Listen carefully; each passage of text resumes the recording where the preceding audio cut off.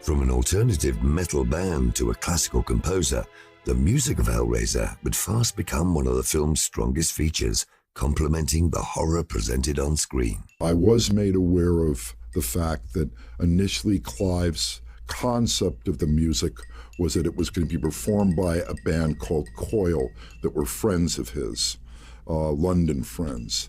And I was not familiar with their music. I have since become familiar with it, and I must say it's stunning music. It's stunning music.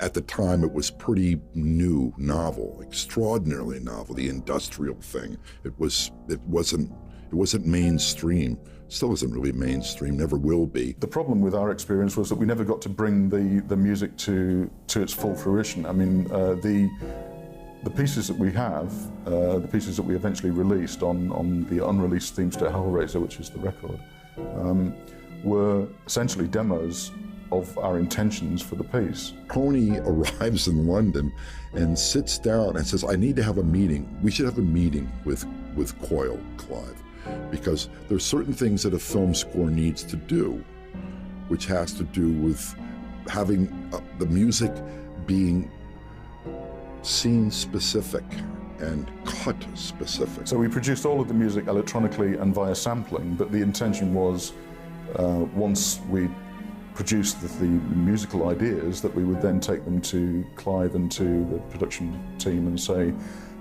this is what we think would be right for this section and this section and this section.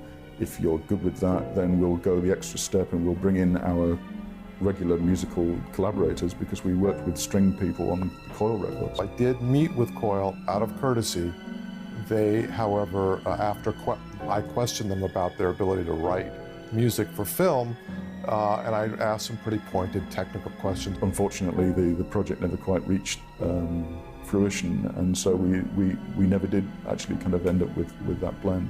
The question I think he put to Coil was, hey guys, have you ever done this before? Do you understand the concept of writing the picture and the necessity to have things frame accurate?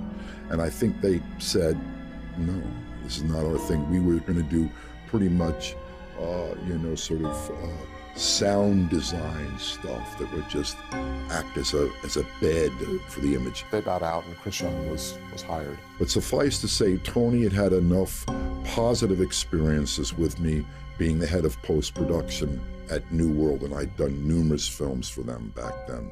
I became kind of the in-house guy. It was Tony Randall that suggested Christopher Young, and Christopher Young then was just starting out.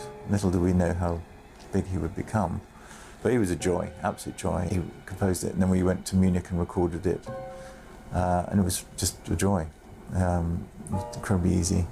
And very exciting in those days to have a full orchestra playing music to the clips of your film on a big screen. It was really very exciting. So I think the score helped